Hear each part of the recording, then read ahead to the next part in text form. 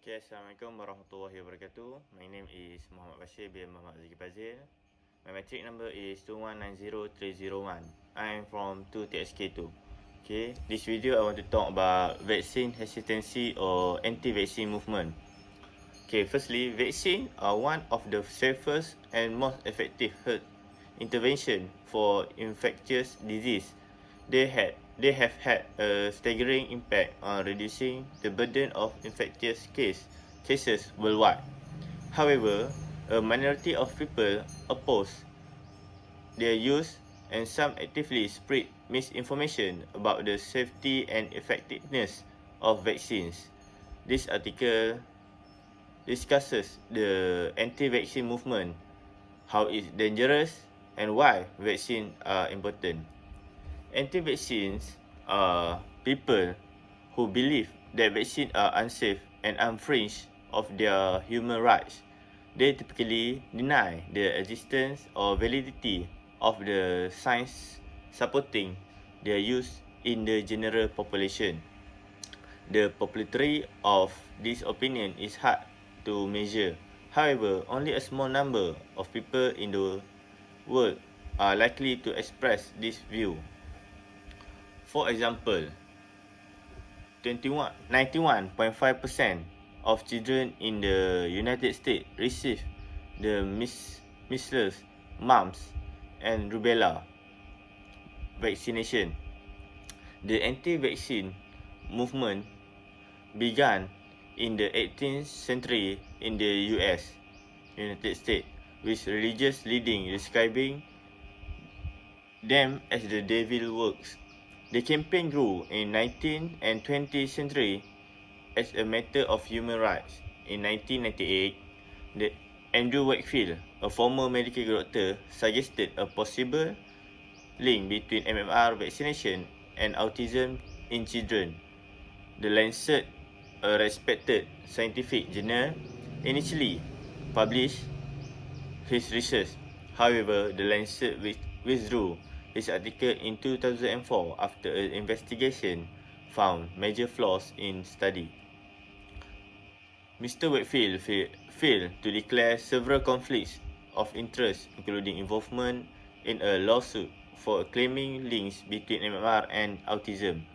A British medical journal investigation later found Mr. Wakefield guilty of deliberate fraud, as a ruling deemed that he and his research team had a pick and choose data that suited their case while falsifying facts in their studies.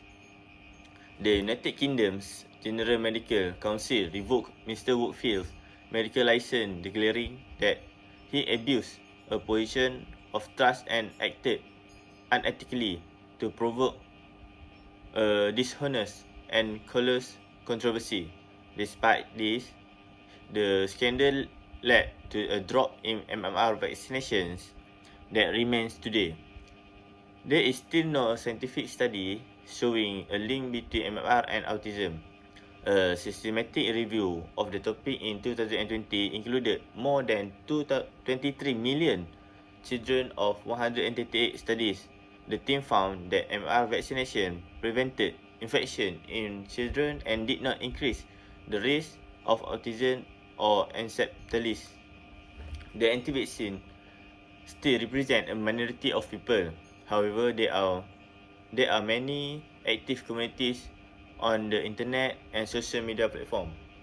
According to recent report in the Lancet Digital Health, around 31 million people follow anti-vaccine groups on Facebook.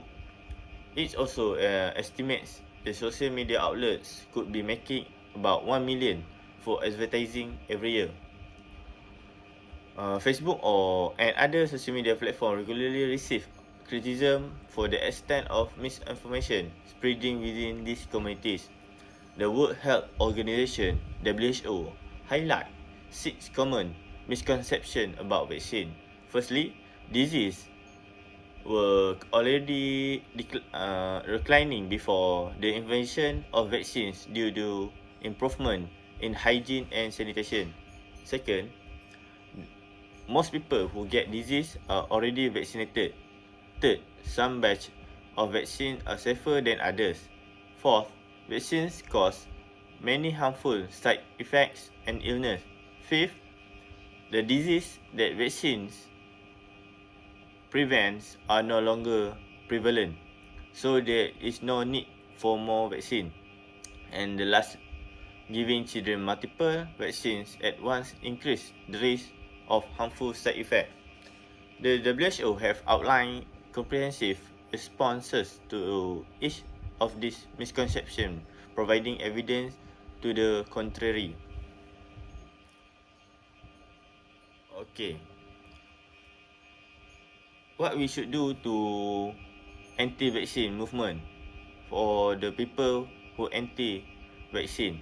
First, the government must be proactive in communicating to the public importance of vaccinating and emphasize the safety of any eventual vaccine chosen to be administered. This can prevent and curtail active vaccination propaganda and negative publicity. This is crucial to assuage concerns stemming from the breakneck pace of COVID-19 vaccine development nowadays. Second, it could be argued that it just justified to prosecute those bent on spreading COVID-19 disinformation. Differentiating this category of false information for others seen during this infodemic is that anti-vaccine propaganda could reasonably cause harm to the public, but a punitive response must keep in mind principles of proportionality and be done as the last resort. Preparing the public for the arrival of COVID-19 vaccine needs to happen right now, and the government needs to use its convening power to gather all stakeholders who can lend their respective expertise and this new frontliner of the battle against COVID-19. Thank you.